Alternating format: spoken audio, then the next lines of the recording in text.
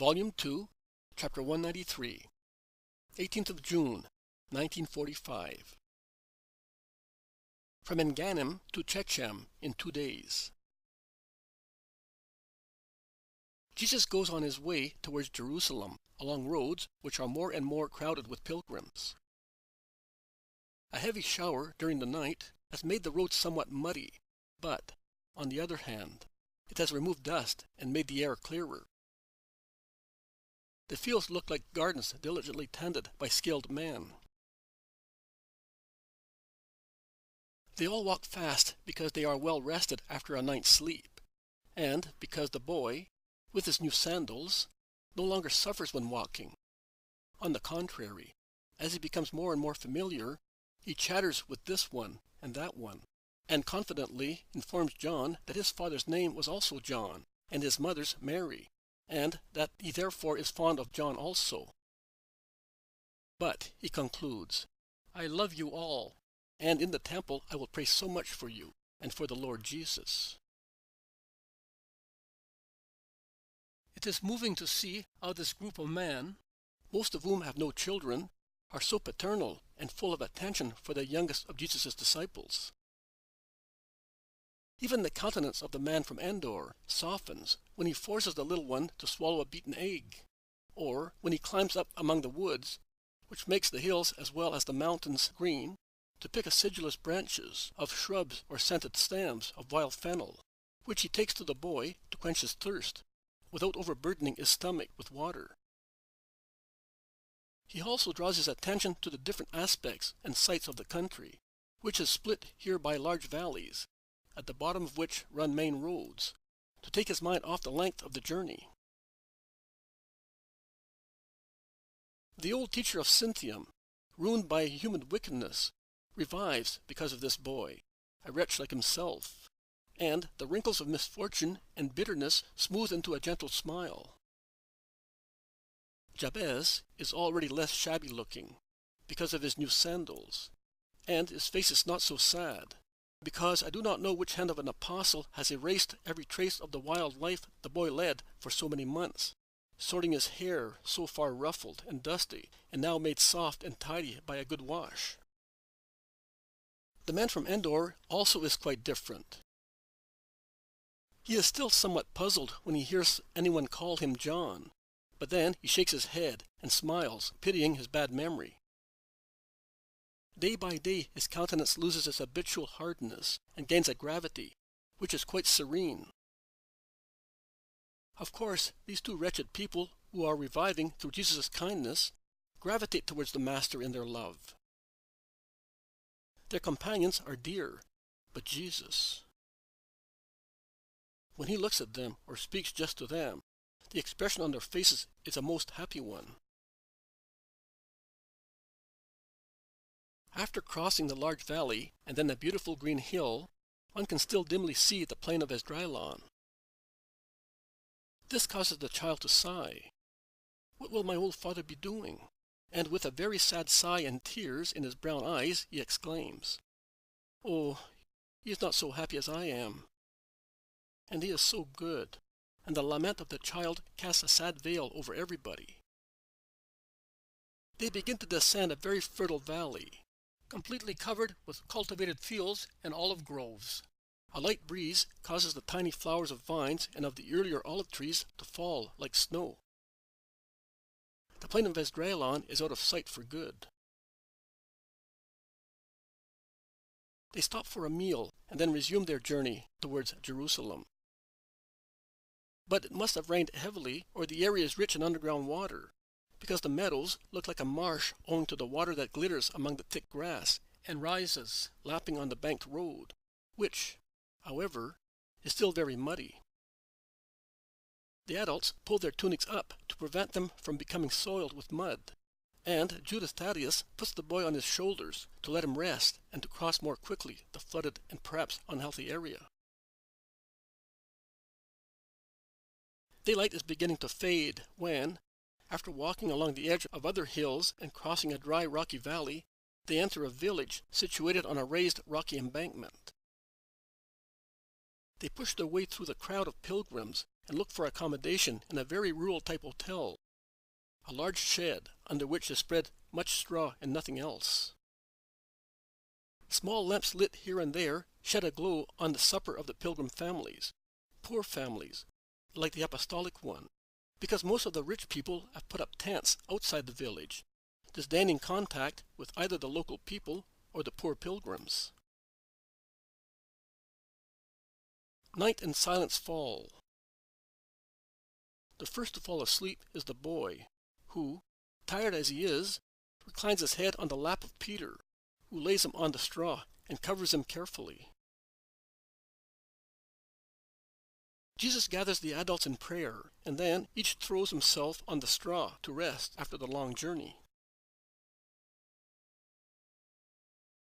The day after, the apostolic group that left in the morning is about to enter Shechem in the evening, having passed through Samaria, a beautiful town, surrounded by walls, adorned with splendid imposing buildings, around which are grouped some lovely tidy houses. I am under the impression that the town, like Tiberias, has been recently rebuilt with systems borrowed from Rome. Outside the walls, around the town, the land is very fruitful and well cultivated. The road from Samaria to Shechem winds down from terrace to terrace, in a series of walls supporting the earth, which reminds me of the Fiesole Hills. There is a splendid view of green mountains to the south and of a most beautiful plain westwards. The road tends to descend to the valley, but it climbs now and again to cross other hills from the top of which one commands the land of Samaria with its lovely olive groves, cornfields, vineyards, watched over from the hill crests by woods of oak and other forest trees, which must be protective against the winds that blowing from the gorges are inclined to create whirlwinds, damaging to cultivations.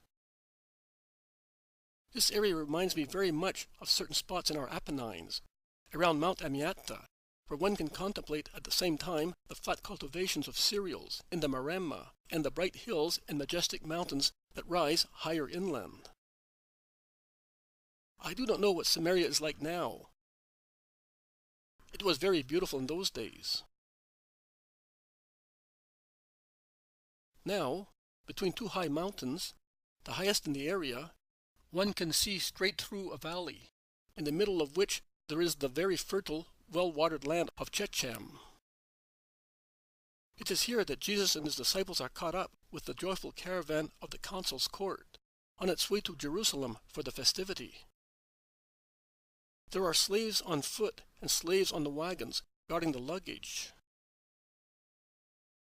My God, how many items they carried with them in those days.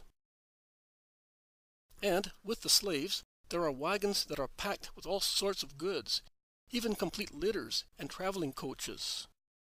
The four-wheel wagons are very wide, well sprung, with tilt, under which the ladies are sheltered. And then many other carts and slaves.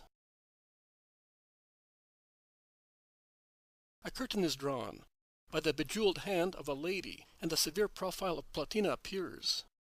She nods, smiling, but does not say anything.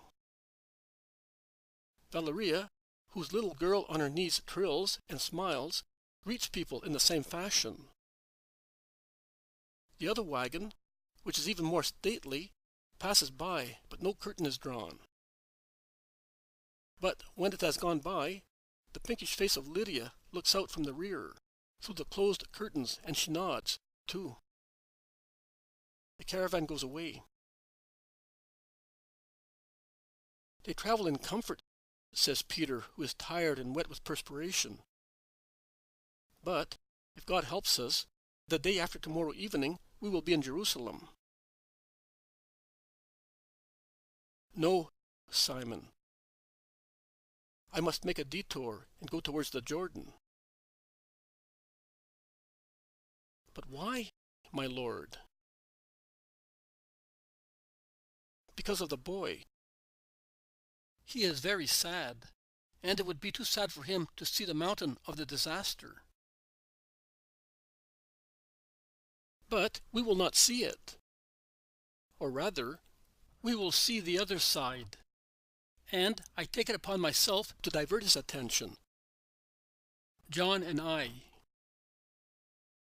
His attention is easily distracted. Poor little dove without a nest. To go towards the Jordan. Well, it is better this way. A straight road. Shorter. Safer. No. No. This one. This one. See? Also the Roman ladies are taking it. Along the sea and the river there is the risk of fever during the first summer rains. It is healthy here. In any case, when are we going to arrive if we lengthen the way? Consider how agitated your mother must be after that unpleasant business with the Baptist. Peter wins, and Jesus agrees. In that case, we will stop early and have a good rest, and tomorrow we will leave at dawn to be at Gethsemane in the evening of the day after tomorrow. The day after Friday, we will go to Bethany to see my mother, and we will leave John's books there, as they have become quite a burden for you. And we will find Isaac there, and we will entrust him with this poor brother of ours. And the boy? Are you handing him over at once? Jesus smiles. No. I am giving him to my mother, who will prepare him for his feast.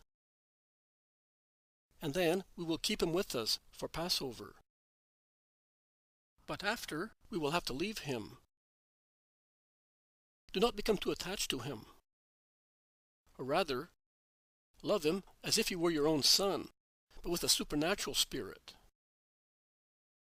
As you can see, he is weak and gets tired. I, too, would have liked to teach him myself and bring him up nourished in wisdom by me. But I am the untiring one, and Jabez is too young and too weak to do the work we do. We will go through Judea and will come back to Jerusalem for Pentecost, and then we will go evangelizing. We shall find them again in our fatherland in summer. Here we are at the gate of Shechem. Go ahead with your brother and with Judas of Simon and look for accommodation. I will go to the market square and wait for you there. They part, and Peter goes away looking for a shelter, while the others walk with difficulty in the streets crowded with people, shouting and gesticulating, with donkeys, wagons, all going to Jerusalem for the oncoming Passover. The shouting, calling and cursing of people, added to the braying of donkeys, cause a noise that resounds very loudly under the vaults, which link one house to another, a noise that resembles the rumble of certain shells when placed near one's ear. The echo travels from vault to vault, where the shades become darker and the crowds, like an impetuous torrent, rush into the streets, insinuating themselves everywhere, looking for a roof, a square, a meadow wherein to pass the night. Jesus, holding the child by the hand, leaning against a tree, is waiting for Peter in the square, which, for the occasion, is always full of vendors. Let us hope that no one sees us and recognizes us, says the Iscariot. How can you recognize a grain of sand among the sands? Replies Thomas. Don't you see the crowds? Peter comes back. Outside the town there is a shed with some hay. I could not find anything else. Neither shall we look for anything else. It is even too much for the Son of Man.